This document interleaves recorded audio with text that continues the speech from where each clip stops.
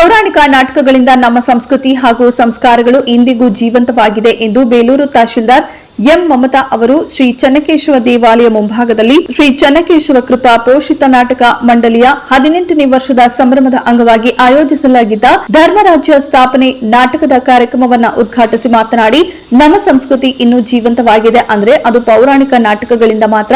ಆಧುನಿಕ ಯುಗದಲ್ಲಿ ಯುವ ಜನಾಂಗ ಮೊಬೈಲ್ ಟಿವಿ ಸಿನಿಮಾಗಳಿಗೆ ಮಾರು ಹೋಗಿದ್ದಾರೆ. ರಂಗಭೂಮಿಯು ಅವನತಿಗೆ ಸಾಗುತ್ತಿದೆ. ಇಂತಹ ಕಾಲಘಟ್ಟದಲ್ಲಿ ಸುಮಾರು 18 ವರ್ಷಗಳಿಂದ ಇಲ್ಲಿಯವರೆಗೂ ಸಾವಿರಾರು ಕಲಾರಸಿಕರನ್ನ ಒಂದೆಡೆ ಕಲೆ ಹಾಕಿ ಪೌರಾಣಿಕ ನಾಟಕಗಳಿಗೆ ಜೀವ ತುಂಬಿ ಅಭಿನಯಿಸಿ ಕಲೆಗೆ ಮುಡುಪಾಗಿರುವ ಶ್ರೀ ಚನ್ನಕೇಶವ ಕೃಪಾ ಪೋಷಿತ ನಾಟಕ ಮಂಡಳಿಯ ಸಾಧನೆ ನಿಜಕ್ಕೂ ಶ್ಲಾಘನೀಯ ಎಂದರು. ಇದೇ ಸಂದರ್ಭದಲ್ಲಿ ಪುರಸಭೆ ಅಧ್ಯಕ್ಷ ಎಆರ್ ಅಶೋಕ್ ಅವರು ಮಾತನಾಡಿ, ಪೌರಾಣಿಕ ನಾಟಕಗಳ ಕಾಲ ಮುಗಿಯಿತು ಎನ್ನುವ ಹಂತದಲ್ಲಿ ಇದನ್ನ ಉಳಿಸಿ ಬೆಳೆಸುತ್ತಿರುವ ನಮ್ಮ ಕಲಾವಿದರಿಗೆ ನಾವೆಲ್ಲರೂ ಕೃತಜ್ಞತೆ ಸಲ್ಲಿಸಬೇಕು. ಆಧುನಿಕ ರಂಗಭೂಮಿಗೆ ಪ್ರೇಕ್ಷಕರ ಕೊರತೆ ಇಲ್ಲ. ಪೌರಾಣಿಕ ರಂಗಭೂಮಿ ಎಂಬುದು ಮುಂದಿನ ಪರಂಪರೆಗೆ ಅಚ್ಚುಳಿಯದೆ ಉಳಿಯುವ ಕ್ಷೇತ್ರವಾಗಿದೆ ಎಂದರು. ಕಸಾಪ ಮಾಜಿ ಗೌರವ ಅಧ್ಯಕ್ಷ ರವಿ ನಾಕಲಗೂಡು ಮಾತನಾಡಿ, ಈ ಪೌರಾಣಿಕ ಕಲೆ ಇನ್ನೂ ಜೀವಂತವಾಗಿದೆ ಅಂದ್ರೆ ಅದು ಇಲ್ಲಿರುವ ಪ್ರೇಕ್ಷಕರನ್ನ ನೋಡಿದ್ರೆ ತಿಳಿಯುತ್ತದೆ. ರಂಗಭೂಮಿಯಲ್ಲಿ ನಟನೆ ಅಷ್ಟು ಸುಲಭವಾಗಿ ಯಾರಿಗೂ ದಕ್ಕುವುದಿಲ್ಲ. ಆ ಕಲೆ ಯಾರಲ್ಲಿ ಜೀವಂತವಾಗಿರುತ್ತದೆಯೋ ಅವರಿಗೆ ಮಾತ್ರ ಸರಸ್ವತಿ ಒಲಿಯುತ್ತಾಳೆ ಎಂದು ಹೇಳಿದರು. ಇನ್ನು ಕಾರ್ಯಕ್ರಮದಲ್ಲಿ ಕಾಂಗ್ರೆಸ್ ಮುಖಂಡ ಗ್ರೈನೇಟ್ ರಾಜಶೇಖರ್, ಬಿಜೆಪಿ ಜಿಲ್ಲಾಧ್ಯಕ್ಷ ಸಿದ್ದೇಶ್, ನಾಗೇಂದ್ರ, ಸಮಾಜ ಸೇವಕ ಬಿಎಂ ಸಂತೋಷ್ ಕಾರ್ಯಕ್ರಮದಲ್ಲಿ ಮಾತನಾಡಿ ತಮ್ಮ ಅಭಿಮತವನ್ನ ವ್ಯಕ್ತಪಡಿಸಿದರು. ಇದೇ ಸಂದರ್ಭದಲ್ಲಿ ಜಿಲ್ಲಾ ಪಂಚಾಯಿತಿ ಮಾಜಿ ಅಧ್ಯಕ್ಷೆ ಹೇಮಾವತಿ ಮಂಜುನಾಥ್, ಬಿಇಒ ರಾಜೇಗೌಡ, ರಂಗಕಲಾವಿದ ಹಾಗೂ ಅಯ್ಯಪ್ಪ ಸ್ವಾಮಿ ದೇವಾಲಯದ ಗುರುಸ್ವಾಮಿ ದೇವರಾಜ್ ಅವರನ್ನ ಗೌರವಿಸಿ ಸನ್ಮಾನಿಸಲಾಯಿತು. ಕೇವಲ ಮನೋರಂಜನೆ ಅಲ್ಲ, ಅದು ಮೌಲ್ಯ ಜೊತೆಗೆ ನಮ್ಮ ಸಂಸ್ಕೃತಿಯ ಪ್ರತಿಬಿಂಬ.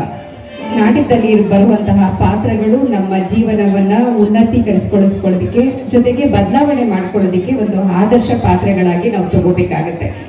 ಧಾರಾವಾಹಿಗಳು ದಿನಕ್ಕೆ ಗಂಟೆಗೊಂದು ಧಾರಾವಾಹಿಗಳು ಬರ್ತಾ ಇದೆ. ಆ ಧಾರಾವಾಹಿಗಳ ಮೋಹದಲ್ಲೂ ಕೂಡ ಸಾಮಾಜಿಕ ನಾಟಕಗಳಾಗಿರ್ಬೋದು ಅಥವಾ ಪೌರಾಣಿಕ ನಾಟಕಗಳಾಗಿರ್ಬೋದು ಇನ್ನೂ ಕೂಡ ಮಹತ್ವನ ಉಳಿಸ್ಕೊಂಡಿದ್ದೀವಿ.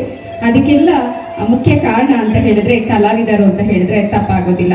ಹಲವಾರು ಕಲಾವಿದರು ತಮ್ಮ ವೃತ್ತಿಗಳ ಜೊತೆಗೆ ಪ್ರವೃತ್ತಿ ಆಗಿ ಕಲೆಯನ್ನ ಮುಂದುವರಿಸ್ಕೊಂಡು ಹೋಗ್ತಾ ಇದ್ದಾರೆ. ಅಂತಹ ಕಲಾವಿದರಿಗೆ ನೀವು ಎಲ್ಲ ಸೇರಿ ಪ್ರೋತ್ಸಾಹ ಕೊಡಬೇಕು. ಹಾಗಾಗಿ ಕಲೆ ಉಳ್ಕೊತಾ ಹೋಗುತ್ತೆ ಅಂತ ಹೇಳ್ತಾ ಇಷ್ಟು ಮಾತಾಡೋದಕ್ಕೆ ಅವಕಾಶ ಕೊಟ್ಟಂತಹ ತಮ್ಮೆಲ್ಲರಿಗೂ ಒಂದು ನಾಟಕ ಮಂಡಳಿ ಕಾರ್ಯಕ್ರಮಕ್ಕೆ ಅಲ್ಲ, ಈ ಒಂದು ಕೃಪಾ ಪೋಷಿತ ನಾಟಕ ಮಂಡಳಿಯವರು ಈ ಒಂದು ನಾಟಕ ಕಾರ್ಯಕ್ರಮವನ್ನು ಆಯೋಜನೆ ಮಾಡ್ಕೊಂಡು ಬಂದಿದ್ದಾರೆ. ಅವರಿಗೆ ನಾವು ಮೊದಲು ಧನ್ಯವಾದಗಳನ್ನ ಹೇಳಬೇಕು. ಈ ಒಂದು ಕಾರ್ಯಕಾರಿ ಮಂಡಳಿಯಾದಂತಹ ಶ್ರೀ ಸಿದ್ದೇಗೌಡರು ಎಂಸಂದೆ ಏನು ತುಂಬಾ ಹಳ್ಳಿಗಳಿಂದ ನಾಡಿನ ಜನತೆ ಮತ್ತು ಚನ್ನಕೇಶವ ಸ್ವಾಮಿ ದೇವಾಲಯದ ಒಕ್ಕಲು ಅಂತ ಏನಿರುತ್ತೆ ಅಷ್ಟೂ ಜನ ಸಹ ಬಂದು ಬೇಲೂರು ದೇವಸ್ಥಾನದ ಒಳಗಡೆ ಮತ್ತು ಹೊರಗಡೆ ಮಲಗುವ ವ್ಯವಸ್ಥೆ ಮತ್ತು ಈ ಮಾರನೇ ದಿನ ತೇರನ್ನ ನೋಡ್ಕೊಂಡು ಹೋಗೋ ವ್ಯವಸ್ಥೆ ಇರುತ್ತೆ. ಅವರಿಗೆ ಮನೋರಂಜನೆ ಕೊಡಬೇಕು ಅನ್ನೋ ಒಂದೇ ಉದ್ದೇಶವಾಗಿ ಈ ಒಂದು ನಾಟಕ ಈ ಜನರ ವರ್ತನೆ ನೋಡಿ ನಾಟಕ ಹುಟ್ಟು ಅನ್ನುವಂಥದ್ದು ಇತಿಹಾಸದಲ್ಲಿ.